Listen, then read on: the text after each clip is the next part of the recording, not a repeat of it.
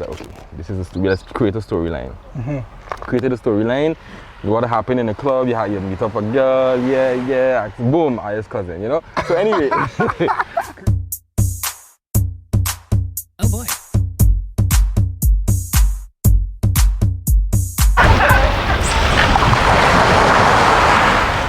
Now, our next guest. Whew.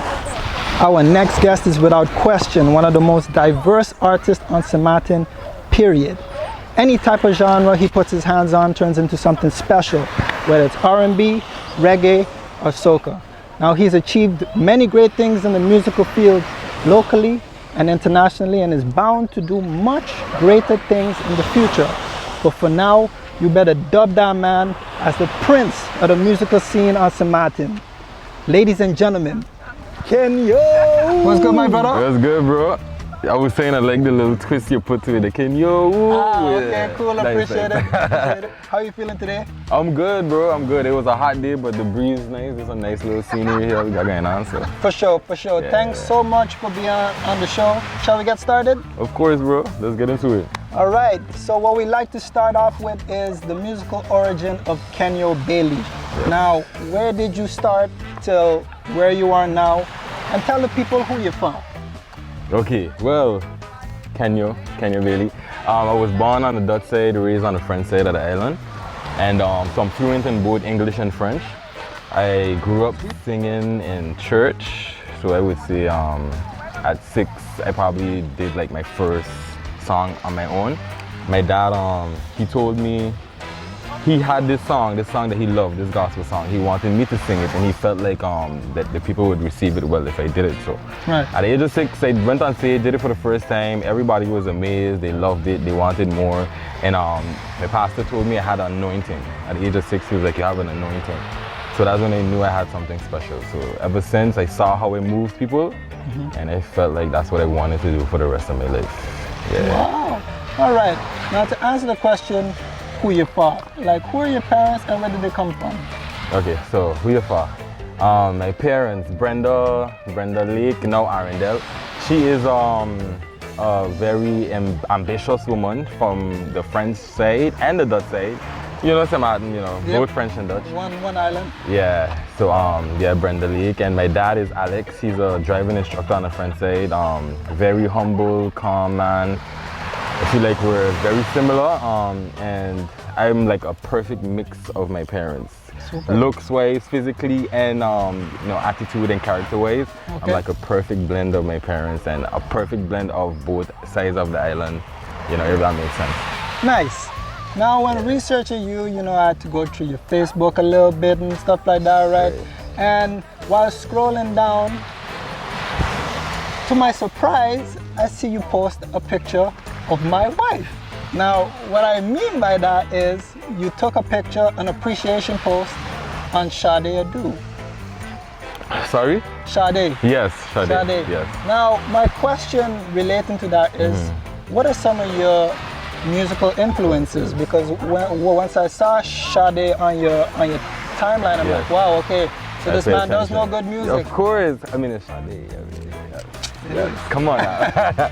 Yeah, so my influences, I would have to say, growing up, a lot of gospel, so a rock gospel artists, but more in depth, I would say reggae-wise, Bob Marley, Nasio Fountain, Lucky Dube. Like, these are some artists that my dad played for me growing up as a child, and I listened to their lyrics and their melodies and how they put everything together with the background vocals and everything. So that's what made me fall in love with the musicality of things. And then vocally, I would say Brandy, 90s R&B, Brandy, Monica, Aaliyah. I saw your post on it. Yes. Brandy is my everything, She really influenced me to, I guess, break down, the vocal structure of how things are, and to study that and background vocals, harmonies and stuff like that. That's why I guess people see that influence through my music with the harmonies and stuff like that. I really take it serious. What up? Yeah, so like Bob Marley, Lucky Dube, Brandy, 90s R&B, Jordan Legend. He's someone I also listened to a lot growing up. And yeah, that's it pretty much, I would say. Okay. Now, Soca is a genre that you actually surprisingly recently got into in the recent years because you more came from an R&B, you know, upcoming type of vibe. Yeah. Now, I'm very curious, who was the person that came to you and said, well, you know, try soca and see what that route Who was brings? the person? Who was the person? Well, yeah, soca really wasn't a part of the plan at all. Right. You know, we all listened to soca growing up, you know, at the family parties and stuff, soca. But I feel like at a certain point, like 2015, soca had this thing about it, and there was a soca rumble in St. Martin, and I'm a competition guy. I love to compete, you know what I mean? It just gives me a rush, you know what I mean? Yeah. So there was a soca rumble. I was like, I feel like I could do this, you know. So I submitted. I knew Just D. Just D is a producer out of Barbados. We met when I was 16 years old, and we worked on other stuff besides soca. And him being in Barbados, which is the mecca of soca, you know, people say Trinidad is, but Barbados is really where soca came from. And we decided, like, yo, Kenyo, let's try this thing. There's a soca rumble, the soca monarch. Let's try this thing. We came up with the first 2 songs I did was Wild Fete and Carnival again. And I was 19 years old when I competed for the first time in Soca Rumble. And was that 2016? 2016, yeah. 1920. And I placed first runner up in the power category. The groove they did Carnival again, it was nice. Yeah. And people loved it. And the year after, came with Who You For. I met up with Just D again. I was like, bro, okay, we understand the competition now. We know we to understand what the people really want music-wise. So Who You For, that's the first thing that came to mind, and that's something that us as St. Martin, you know. Absolutely, it's such a common term, and it's actually genius to bring something like that to the competition because that's something people could relate to very easy. Exactly. And I knew it would have worked, but I didn't know it would have took off the way it did.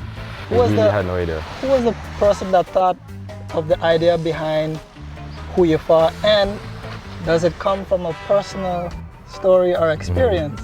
Right, I mean, yeah, it has to. I feel for all of us, it is personal for all of us. Like, living in St. Martin, being from St. Martin, you have to ask the question, you know? Yeah. And maybe more back in the day, it was something that they would say, and I wanted to bring that back, like, who you for? Who do you belong to? Because we all related at the end of the day. And it's important to know. It's important to know. Yes. And there's been enough situations on the island where family, cousins and cousins made a dozen, you know what I mean? It's kind of inevitable on this island, but yes, I felt like it was a perfect topic, so I brought it to Just D, and he was like, yeah, who you for? And I explained him the meaning, and he was like, okay, this is let's create a storyline. Created a storyline. What happened in the club, you meet up a girl, boom, highest cousin, you know? So anyway, created a storyline, and that's what made the song. And we just started throwing lines at each other. It was me, him, and another guy, Daden, also out of Barbados. And the song was finished, and I fell in love with it like right away. I was like, yes, this is going to hit. And it premiered on SOS Radio with Billy. You know, friend said, you know, you know what I mean? Yeah. So Billy was the perfect person I felt to debut the song, and then it just shot off. It hit like 10,000 views in a week. And that's when I knew I was like, yeah, I got something going on. Do you know when you make a song that it could be a possible hit? Like, do you have a good idea from before? Like, do you anticipate it? Yeah, I guess being in the soca genre, well, I was in that genre. I knew after Who You For, I knew what the formula was for soca, you know what I mean? Right. Like, I knew what would hit, and I guess I also taken advice from other peers and other people in the industry, you know. I would let them listen to it. Like, I have a few people that listen to the music, so they would give me their feedback, so I would know, okay, yeah, this is it. If not, you go back to the drawing board and you fix what needs fixing. Yeah. So yeah, I guess, you know, first hand, I would know, but I also have other people that, you know, give me their input on what will work. Now, what's the process for Kenyo Baly to write a song? Is it a certain routine that you go through first? Like, do you have to hear a beat first, or do you have lyrics that you start with? How is it for you? Well, for me, for sure, I have to hear the music first. I have to build the beat up with whoever I'm working with, and then whatever feeling I get from the music. Like, a lot of singers have that, you know. I was watching Shanti the other day, she was explaining the same thing. Shout out to Shanti. Shout out to Shanti, yes, one of the dopest songwriters on the island. Hey. Big up yourself. Yeah, so it's the same process. I need to hear the music Like there's songwriters that could like, I had a friend in Barbados, like she would just be driving on the highway and then she would get a melody in her head, boom, park up on the side and start writing. I wish it was like that for me, you know what I mean? Because I feel like that it really comes from you. Yes. You know what I mean? But my process is getting the music done, the production, and then, you know, write to that. So yeah, that's really the process for me. All right, now for the most artists that I've interviewed, I would have been able to sort of memorize more or less, you know, all the achievements that they've done. But bro, you got so many achievements. I had to make a whole like list of what you've done, bro. Like winner of Telcel Breakthrough, winner at the Teen Times Showdown. You've been featured on ABC, NBC, Fox 5, Newsday, all those networks in the USA. Yeah. Best male soloist at the National Choir Competition. Obviously, Soca Rumble, the various times you've won, 2017, 2018, runner-up for First runner-up 2019. And first runner-up in Power 2016. Make sure you put that in. Exactly. Now, what are the doors that you've opened the first time you won the Soca Rumble? Because it's a big deal, Yeah. right? What are the musical doors that you've opened? I would say, I guess winning the title, Yeah. that kind of put me at a certain caliber. You know, I had a manager at the time and he explained to me, you have a title now, so you need to understand your value. You need to understand your the demand that is there. You know what I mean? So I had to really get into myself and say, yo, you're not just Lil Kenyo anymore. You're this, you know, established or trying to be established artists. Yeah. So I really had to get myself in that state of mind, like, okay, let's get serious, let's because you know, music seemed like a hobby.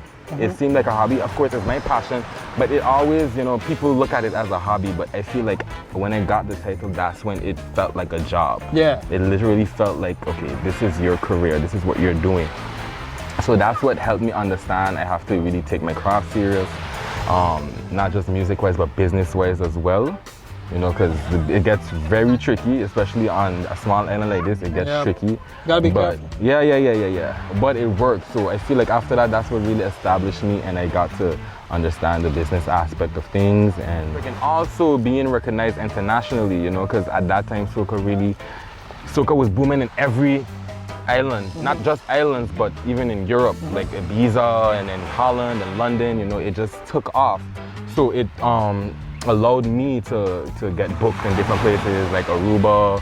I got booked in Anguilla for their Soca Monarch, Saba, they had Carnival there. In Holland as well, I think for Soca versus Dancehall. Soca versus Dancehall in Holland as well. Yeah, that was a different experience. Crazy. Yes, bro, it was awesome. It was me and Natty and Thunder, and Kimby played as well. And Leonardo, the drummer, he came as well on that trip. That was a crazy trip, bro. I enjoyed it, like the love and the support. I even had fans that came to see me in Aruba in February, and then the next year they came to see me in Holland. Like, I have pictures. I was like, I remember y'all. Like, it was like, yeah, we have to come again. So yeah, just, you know, being able to travel and do what I love, you know, it opened a lot of doors for me, for sure. Yeah. Now, for all of the things that are going well in your musical career, now what are some of the things you could be worried about? Some of the things I could be worried about. Well, quarantine, you know, this COVID-19 craziness. Killed really, everybody. yeah, especially DJs and artists. It's the worst time for DJs and artists. My guy, so that was unimaginable. Like, so I would say for sure not, you know, having the income. Yes. As we would want or expect. Yes. So for this COVID is one of the most challenging times for sure in my whole career. Because you depend on this artistry stuff 100%. It's like Exactly. all the eggs in your basket. Exactly. And if you look at how things have been going, you know, you don't really get that much income or I guess revenue from the music online. You get most of your income from live performances and shows and, you know, bookings and stuff like that. So Yeah, that I would have to say, yeah, that's what really kind of, you know, have me a little. But you gotta stay optimistic, you know. I'm an optimistic person, you know, but this kind of, you know, forced me to be a realist and be like, bro, Yeah. Totally you gotta feel figure you on something that out. one. Yeah. So yeah, for sure, the COVID-19 thing was maybe one of the most challenging things. But besides that, you know, I like to just have a positive mindset. You know, if something doesn't work, you just go back to the drawing board, or if you don't go back to the drawing board, you just scratch it and on to the next, you know what I mean? What up? So, yeah. So yeah, Kenyo, here on Sitting Down with Stov, you know, we like to get the exclusive a little bit, you know? Yeah. Now, what is some of the new music you're working on, your future projects? What can we expect from Kenyo Baly? What can you expect? Well, for the people that don't know us yet, you know, the Soca, I'm kind of putting it in the back burner, you know? Yeah, I'm kind of giving it a little, I don't want to say pause for a cause, because pause mean y'all come back, but you know, you never know. But for now, I can see all those broken hearts in the back of the. but they're in the gonna back of the get, camera they're gonna come back together Yeah. when they hear what I've been working on. So Alright, yeah, can't wait. yeah, I got some new stuff. I just recently signed with an independent label. They're based in Barbados and London. And some people that I've been working with for a few years now. And we finally said, you know, he was waiting for me to done with a Soca. He was like, okay, you're doing your Soca stuff? Go ahead, yeah. His name is Trevor Pretty. He's the CEO. It's Pretty Boy Worldwide. Shout out. Yeah. And it's a few of us. There's Kay Hill, also formerly known as Francia. Yeah. Kay Hill, she's signed to that label She's as well. dope. Yes. Both of us, we wrote for Patrice Roberts and Destra last carnival. Wow, man. Yeah, so dope songwriter. So yeah, that's what's new. So look for my new single. It's called Make Mistakes. It will be out next month. I don't have a date yet, but October is the month. And what's the direction of the genre that you're going for? It's more back to the roots. It's like still my R&B vocals, but it's a little more island dancehall-ish type of pop dancehall vibe, you know. A DJ, so I have to cop that soon. Yes, bro, you have to. Look forward to it. Bro, the last question we like to ask artists is, what are some of your hobbies besides music? Like, what does Kenyo Baly, the person, like to do? Well, Kenyo likes to sleep. Kenyo likes to eat. Kenyo likes to hang out with his friends. Alright. Yeah, besides music, that's what Kenyo does. That's a genuine good guy. Yeah. Like, I don't look for trouble at all, you know. And if trouble comes my way, just laugh at it and just keep it pushing, you know what I mean? Yeah, but nah, I do music full time. That's my baby, that's my passion. You know, like I said, other things come with music, you know. I'm also looking into, I guess, different business ventures, you know, with my mom and myself. And with the new release, I want to get like some packages out. Yeah. So yeah, I'm just brainstorming on different ways, you know, to make this work. Yeah. Sweet, man. Hey, thank you so much for being on the show. It was a pleasure. Pleasure for having me. Pleasure for being here, you know. Yeah, bro. Yes, sir, people. If you enjoyed the episode, give it a like. Make sure to subscribe to the YouTube channel to see when episodes pop up. Now this is going to be the season finale, so we're going to take a little break. We're going to see what works and what doesn't, and then we're going to get back to you as soon as possible with more episodes. Thanks for watching, and follow Kenyo Baly. Yes. Follow me at I am Kenyo Baly at Gmail, Facebook, Kenyo Baly, YouTube, Kenyo Baly, iTunes, Kenyo Baly, Spotify, Apple Music, everything. Boom. All right, peace out, guys.